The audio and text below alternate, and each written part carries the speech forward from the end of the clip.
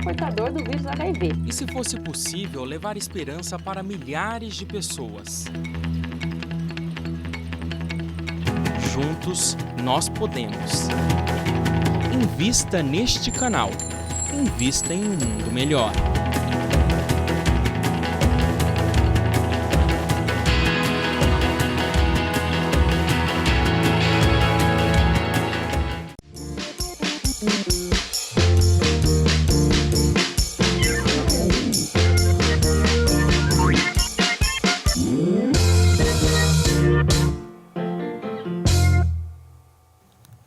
Olá, muito boa tarde para você que acompanha a TV Mundo Maior.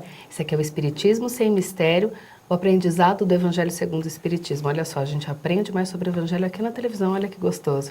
E a partir de hoje, o Júlio foi voar alto por aí, seguir novos caminhos, e eu vou ficar aqui junto com a irmã, né, irmã? Vamos ficar juntos. Nessa nova, né? Nessa nova oportunidade, estou muito feliz, agradecida por essa oportunidade. E a gente vai dar continuidade ao estudo, né? Vocês estavam estudando Ninguém Pode Ver o Reino de Deus Se Não Nascer de Novo. E hoje a gente vai falar um pouquinho sobre reencarnação, que daí envolve laços de família, envolve limites da reencarnação, necessidades da encarnação. E assim, muitas pessoas elas pensam que os laços familiares eles são destruídos pela reencarnação, mas isso não acontece, né? Como esses grupos familiares eles se juntam depois aqui na Terra? Ai, longa conversa, né? Que boa pergunta, né? Longa conversa. Então, nosso boa tarde carinhoso, nossa alegria, Poli. Vamos aí, a gente sabe que as coisas se renovam e ninguém pode ver o reino de Deus se não nascer de novo, a reencarnação, a entrada e saída, os vínculos, o afastamento dos vínculos. Em verdade, atrás dessa questão da ruptura, dos laços de família, que há pessoas que, por desconhecer os processos reencarnatórios, então, pensa que cada vez que eu reencarno, nasce uma família, né? A gente estava conversando um pouquinho lá nos bastidores, né? Tive 100 reencarnações, 100 famílias, né? Então, eu até brinquei, o capítulo 14 é quem centra o estudo nessa área e nessas discussões. Mas podemos pincelá-la sem perder a perspectiva de que nós estamos tratando aqui da reencarnação, dando cumprimento aqui desde o capítulo 1º, né, que no fundo, vamos nos esquecer, retomando aqui o nosso estudo, não vim destruir a lei, depois ele mostra que o reino dele não é deste mundo, e nós conversamos qual o mundo, foi bonito, falamos das moradas do Pai, e por que nós estamos, né, em uma dessas moradas, que é a de expiação e provas, e por que estando aqui, eu não posso ver o reino se eu não nascer de novo. Sim. Né? Então vamos lá, abre o seu livro, olha para as suas páginas, a gente tem um lápis, pede para riscar, para escrever, para pensar. A gente deixou uma questão, não deixou, Poli? Deixamos. Não era legal? Passar, não sei se todo mundo pegou, mas quem está em contato conosco, pensa nessas questões. Que muitas pessoas, quando pensam em laços familiares, acham que por conta da reencarnação esse laço ele é destruído. Muito pelo contrário, né? Então, como esses grupos familiares eles se unem aqui na Terra? São Luís deixa então aqui a codificação deixa aqui então no 818, né? Que os laços, em verdade, eles são fortalecidos pela reencarnação, né? São Luís, é o Allan Kardec querido, que vai estudando. Não são destruídos, ele diz aqui na primeira linha. Risque, guarde isso, né? Como pensam algumas pessoas, ao contrário, fortalecidos e estreitados. É o princípio oposto que o destrói. É como uma família que permanece unida e uma que cada um vai para um canto, Poli. Depois você reencontra, pode até trocar algumas graças, né, alguns comentários, mas aquela família que ficou unida, ela cresce junto, né? O crescer junto, estar junto, o processo reencarnatório familiar, ele tem esse sentido de aprimoramento. Em determinado sistema familiar, ali você tem o pai, você tem a mãe, é lógico, o casal, aí entra a criança, né? A criança vem o irmão, a irmã, aí ele se casa e aí constitui genro, nora, então fica imenso. E ali os laços vão se estruturando. E o retorno a esse eixo sistêmico, ele se dá dependendo dos nossos processos de crescimento, dependendo do que eu construo ali no meio. Né? Como é um planeta de expiação e provas, então os laços ainda são rudes.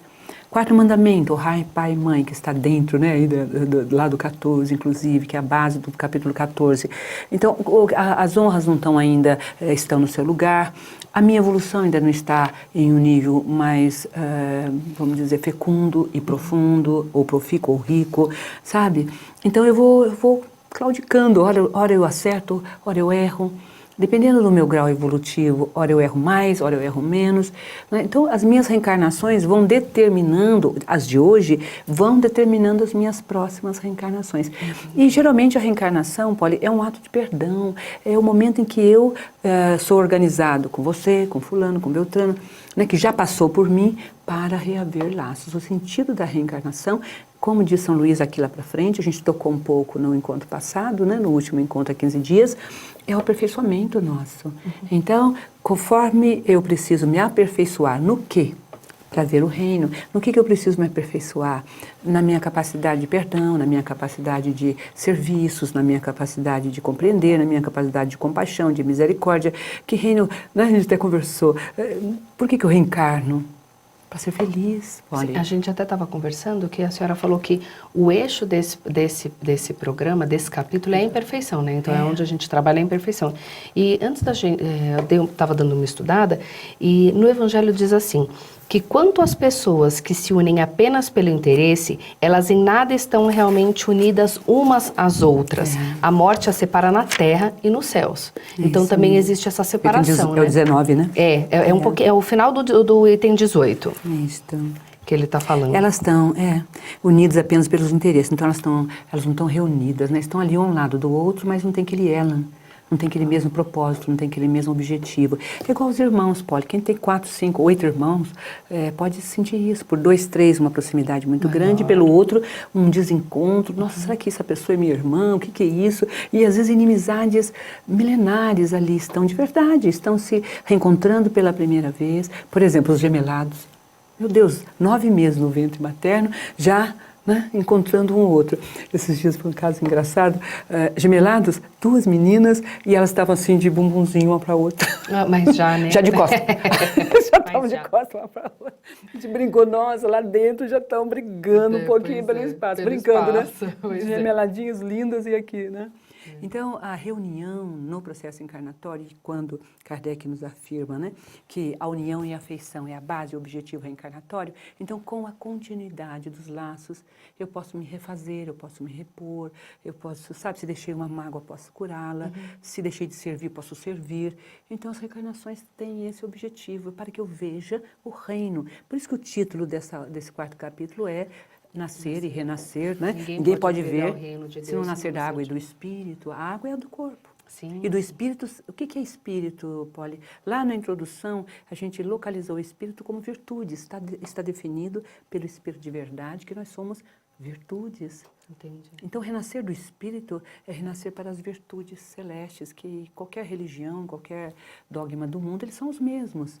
Sabe, aquela descrição do homem de bem que tem aqui dentro, lá na frente, a gente vai topar com a descrição do homem de bem, né? Sim, sim. Que é a nossa meta, o nosso objetivo. É possível que agora, Polly, é possível para alguns, às vezes para uns poucos, para algumas comunidades, é possível a gente alcançar certos degraus, porque também não há involução, Polly. Sim, sim.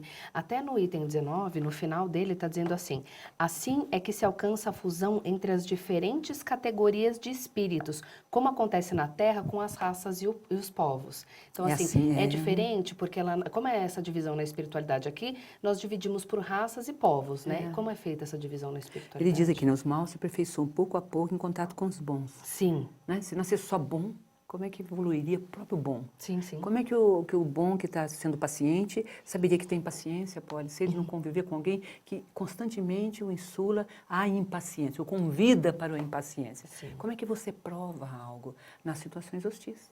Não são as situações favoráveis a nós. Não está acontecendo nada, tudo está ótimo, claro que eu tenho paz, sou paciente, sou excelente. Não é? Então, mundo feliz, são os né? contrastes, é a educação pelo contraste. Que é o dado do planeta de expiação e provas, é a nossa pedagogia, né? Mas repita a sua pergunta para mim, eu não alcancei um pouco a sua pergunta. É que assim, no plano espiritual, como é que é feita essa divisão de graus de evolução? Porque aqui na Terra a gente divide as pessoas por povos, né? Por povos, por raças. Então, como é feita essa divisão na espiritualidade? Pelo grau de vícios e virtudes. Aí nós temos, simplesmente assim, um campo de energia. o espírito que já alcançou certas dimensões, né, das suas virtudes, ele dimana, né, ele emana um campo de energia. E eles vão se reunindo, eles vão se reunindo. Os que permanecem estagnados, como diz Santo Agostinho no capítulo 3, eles vão também emanar um outro tipo de energia. E eles se reúnem conforme as suas aspirações, conforme os seus pensamentos, conforme suas decisões, seu arbítrio. A reunião dos povos, né, desencarnados, digamos assim, se dá pelos campos de energia, pelas energias mento-eletromagnéticas, como chamou André Luiz. Entendi. Chama André Luiz nas suas obras. E esse crescimento indefinido da espiritualidade, por exemplo, hoje a população no Brasil, no mundo, né, já é de mais de 8 bilhões de pessoas. Enorme. É enorme. E como é que é essa fila para reencarnar? Como funciona? Lá também nascem espíritos novos? Como funciona? A criação em Gênesis, né? O nosso querido Allan Kardec trata desse assunto profundamente, né? Eu acho assim que a gente precisa fazer um grande, como é que chama? Uma grande volta para responder isso aí, para a gente não ficar na superfície, né? Acho que era preferível a gente pensar a entrada no orbe, né? A entrada no orbe e o processo encarnatório, como você colocou no começo e está aqui nesse capítulo, ele está ligado às famílias. Entendi. Né? Dependendo daqueles que me querem, então também é uma conquista. Sim, sim. Não é assim, eu vou reencarnar lá. Não, peraí, será que Não alguém é te bem quer? assim. Não é bem assim. Assim como aqui as coisas também dependem do arbítrio, das afeições, das conquistas. Então o processo reencarnatório também é uma conquista. Entendi.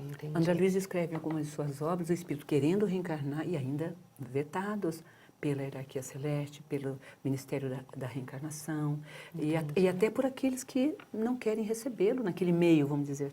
Não há campo de energia, ele até se encosta, né? Mas ele não entra, ele não consegue entrar. Isso acontece aqui entre nós. Entendi. Às vezes você quer entrar em algum lugar, mas você não está alcançando ainda aquele lugar. E você até se expõe e sofre inutilmente para isso. Entendi. E olha só, é você que está em casa, pode aproveitar esse momento para dar uma ligadinha lá no Clube Amigos da Boa Nova, fazer a sua boa ação do dia. Afinal de contas, para a gente continuar fazendo esse aprendizado do Evangelho, a gente precisa que você nos ajude, porque toda essa estrutura tem uma necessidade por trás, financeira por trás disso. Então, você que não é sócio do Clube Amigos da Boa Nova, pode se associar, é muito fácil, eu tenho certeza que você vai adorar, porque tem uma série de vantagens. Você tem conteúdo exclusivo, tem a difusão FEAL, tem desconto nos eventos do Clube Amigos da Boa Nova, enfim, são várias as vantagens de você se tornar sócio, além da divulgação da doutrina espírita, que é muito importante a gente levar a palavra do Cristo a muito mais pessoas. E é muito fácil, só você ligar no 0800 12 18 38 ou acessar amigosdaboanova.com.br. Nós contamos com você. Nós vamos para um rápido intervalo e voltamos já já.